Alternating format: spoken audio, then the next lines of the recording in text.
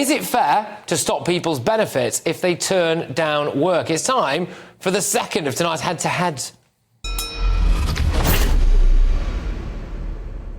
Well, Reform UK launched their election contract with the people, didn't they, yesterday? And a crackdown on Britain's bloated benefit system is high on their priority list. And we want to make it clear that for people that are thought to be fit and able-bodied, once they've had 2 offers of a job, if they don't take one of those jobs, they lose their benefits. And I think, again, that is something that working people would agree with. Reform are pledging to withdraw access to benefits from any job seeker who turns down 2 offers of a job or somebody who fails to find work within 4 months. They say that it would save £15 billion a year, get 2 million people back into work. Now, benefits culture in Britain is a massive economic problem. We currently have 1.58 million people claiming benefits for being out of work, with more than 500,000 Brits aged 16 to 24 unemployed. Meanwhile, there are more than 900,000 job vacancies in the UK right now, and across the entire benefit system, more than £8 billion was lost last year alone due to benefits fraud and error. So tonight I am asking, is it fair to stop benefits for people who turn down work? Going head-to-head on this now, our author and broadcaster Amy Nicole-Turner, entrepreneur and businessman as well, Mike Greene. Look, both of you, thank you very much. Great to have you on the show. Mike, I'll start with you. Is it fair then if someone turns down 2 job offers to just get rid of the benefits? Absolutely, completely. I mean, for decades now, every party, and I mean every party, had been saying if you can work and won't work, you won't get any benefits. But none of them have had the courage to actually make that happen. And it's about time. These aren't people that are ill. These aren't people that are caring. These are all people that are supposedly fit and able for work, but they don't want to work. They're supposedly a job seeker. Now, I, in my 20s, was made redundant, had no work. I did a night shift filling shelves because I needed to do something to get me over. I didn't contemplate signing on, scamming the taxpayer. And it's just a real insult to taxpayers that these people can get away with it.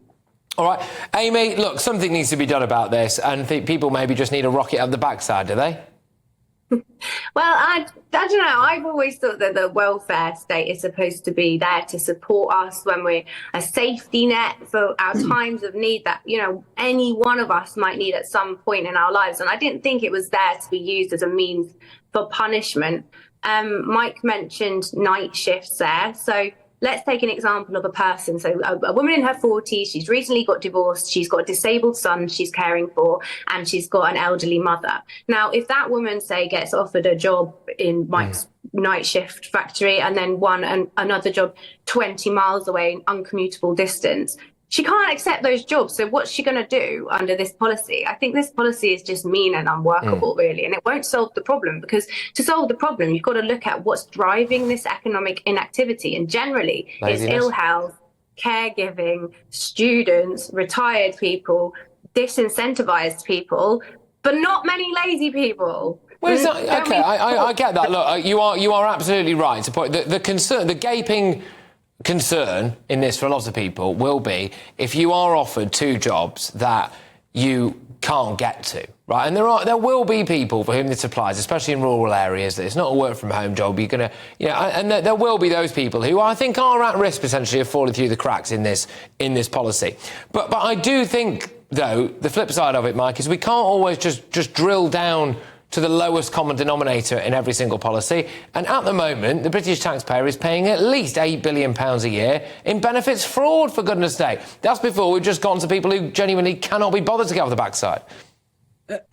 Look, Amy, what I agree with you on is the welfare society is to look after people who can't work, who are maybe needing that extra care. And I fully support that. If we took everybody who's out of work of adult age, we're talking about 11 million people. We're not talking about those people who are retired, those people who are ill, those people who can't work for whatever reasons that they're caring. We're talking about the 1.5 million who have no good excuse not to work and not to contribute. And the fact is, the numbers don't add up. If we've got 25% of our working age population not working, and then we've got people below the age of 20 who have got to be supported, people over the age of 65, 70 have got to be supported. The reality is we've got more people that are dependents than are contributors in our society. It just doesn't add up. All right, Amy, you are really right that it doesn't add up, and because I think Reform are talking about, well, they will keep quoting the 9 million economically inactive people, which sounds very scary because it does include all the people that I mentioned earlier, the caregivers, the retired, the students, the ill. But when you take the 1.5 million that you quoted, well, currently there's only about 1 million job vacancies, and I think your chance of getting a job is 1 in 41. And when I had a look on the list of jobs available at the moment, there were only 5 remote ones. So what's the chances of those jobs being conveniently located and and matching your skills? But is that not a sense of entitlement? I get it. I get what you're saying, Amy. But you know, people, is this not the problem? The people, especially young people, they're waiting for the perfect job to fall into their lap, aren't they? They don't want to actually do the hard graft that has to be done, possibly for low wages, just to get on in life. And people might need to accept that, OK, you could get one payoff from the state to sit on your backside and smoke roll-ups and drink a strong cider every single day, or you could get up, you could go to work, maybe start on a lower salary, have a bit of purpose in life, and dare I say, impress your manager and be running a gaff within 20 years' time. I think that's a massive insult to people who are out of work, really. And if you look at what I've said, which is driving these unemployment figures and this economic inactivity, because to have 9 million people out of the economy is damaging. So we need to get those people back into work. But what's driving that? It's people who are sick. It's people that are caring. And what will create jobs? Affordable childcare. £8 billion benefit fraud last year, Amy. That creates jobs and incentivises work. Right. So many people would want to work in that industry. But our benefits fraud is so bad that an entire town in Bulgaria managed to turn itself into something resembling Las Vegas the other year as a result of it. £8 billion worth of benefits fraud. I mean, something does need to be done about that, Mike. But, you know, what would you say to people who legitimately say there are going to be people who would risk having all their benefits stopped? So, you know, is Nigel Farage really going to look people in the eye, a single mum, and say, all right, you turned down 2 jobs, you're out on the street? Patrick, my mum was a single mum with 5 kids. Do you know what? She'd put us to bed. She would then do piecework, sewing clothing through the night. She wasn't work shy. She wasn't lazy. She got off her bat and did some work. We're not talking about those that can't work. We're talking about those that are deemed to be of workable age, deemed to be healthy enough to do it, who are supposedly job seekers, and they've gone for 2 jobs or been offered 2 jobs and they don't take one.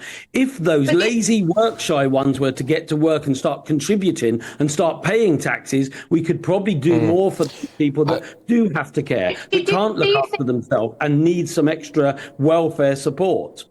I would kind of agree with you, but I think you're using quite a blunt instrument. Right. We want the same conclusion, whereas I would say you need guidance, support, training, rather than just saying, sorry, your benefits are cut off, which we've seen through the noughties with the PIP payment scandals. We've seen what happens when the Department of Work and Pensions try schemes like this. Benefits sanctions don't work. They push people into poverty, and guess what's really expensive to deal with? Poverty. OK. Look, both of you, thank you very much. Good stuff, that. That was author and broadcaster Amy Nicole Turner, entrepreneur and businessman Mike Greene. It's about a mindset shift, though, isn't it, I think?